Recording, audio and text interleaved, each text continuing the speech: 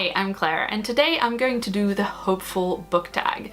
This tag was created by my friend Rhea over at The Bookfinch. I'll leave a link to her video and her channel in the description box below. I would highly recommend you check her out. I was lucky enough to meet Rhea last year in Helsinki when I went to visit for worldcon 75. We also met Maya from Maya Reads. Her channel will also be down below. Both of their channels are great, and I am especially glad to be doing the hopeful book tag today because, as many people have pointed out, in these dark times it is good to have a little bit of hope. Without further ado, the first question is a book world you would like to escape to, and I am choosing the galaxy as presented in The Long Way to a Small Angry Planet by Becky Chambers. This is one of those representations of a sci-fi future that is like so wide and varied and diverse. It just feels like there's a lot to do in there, and it feels like it's a world that would be interesting to be in, even as an ordinary person who's not necessarily a hero, a special chosen one. There's a merchant planet in particular that they go to in this book, and that they also spend quite a bit of time on in the second book, A Closed and Common Orbit, which I quite like all the descriptions of because it just seems like it would be such a cool place to just visit. Question 2 is a romance that left you all mushy inside, and for this one I have to say Superior by Jessica Lack. This is a novella about a teenage boy who is a PA basically to the city's main superhero. He has like a thing going on with the PA to the city's main supervillain because, you know, he keeps getting kidnapped by this supervillain, and then he has to like spend time talking to this other boy who's the PA to this bad guy but doesn't seem so bad, and there's this kind of enemies to friends to lovers vibe that I love about it. The story felt to me like really tropey in the most delightful way. It gave me the same kind of feeling as I get when I read some of my favorite fic, and that is something really special. Question 3 is a friendship we should all aspire to have,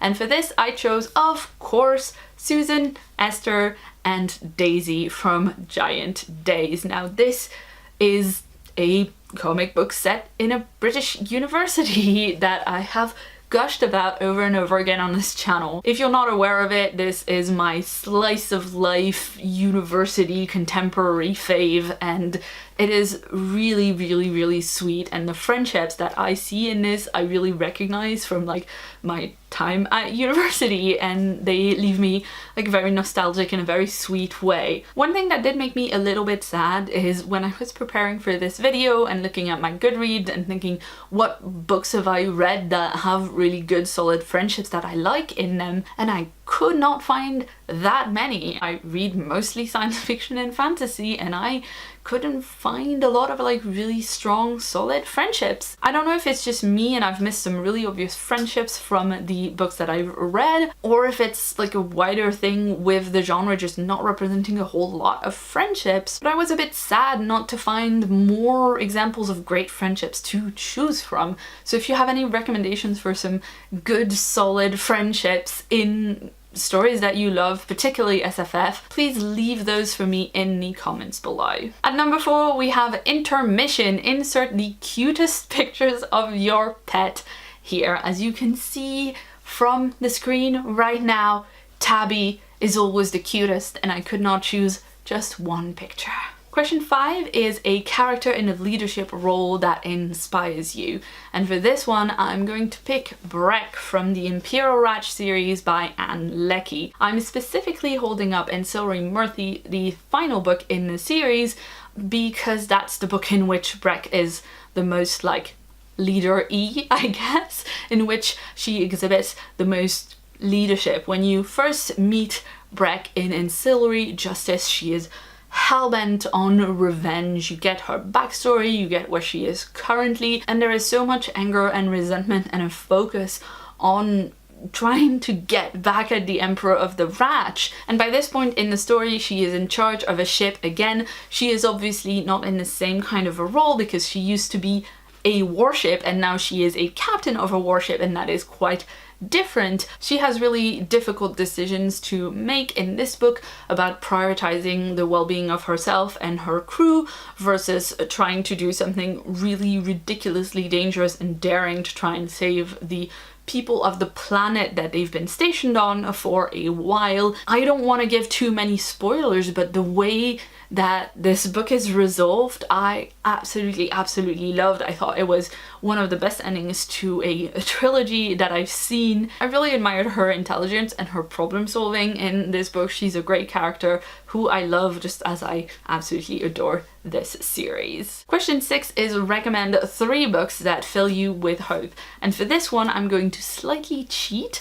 I'm going to talk about one book here, but then I'm going to point you all to my podcast where we very recently did a segment on hopeful science fiction and fantasy. I had Elizabeth from Books and Pieces as a guest on that episode, and we talked about, I think, like 7 or 8 books that fill us with hope. So I don't want to massively repeat myself from the podcast to the video, but if you haven't listened to it, I'll leave a link to that in the description, and I will talk in this video about the new Becky Chambers book. I've already talked about the Wayfarer universe and how much I love it. I actually also talked about that on the podcast segment. But when we recorded the podcast, I had not read Record of a Spaceborne Few yet, and to be fair, I have not finished it now. I'm like in the middle of it. I'm loving it, and I have to agree with what Elizabeth said on the podcast. This book is so hopeful because it is the story of the descendants of the earth. It is the story of the people who were left once we had finished like thoroughly destroying the earth. They basically salvaged all that was left from the earth, all of the materials that were left, and built this fleet of spaceships called the Accident Fleet. Took to the stars. At that time, they did not know that there was life aside from Earth. At that time, all they knew was they had screwed up the Earth. The only way that they could survive was to go into the stars, and they didn't know if they would meet other life. And they got on these spaceships and they left, and that leap of faith alone is something that speaks of immense hope, and that really I find quite moving.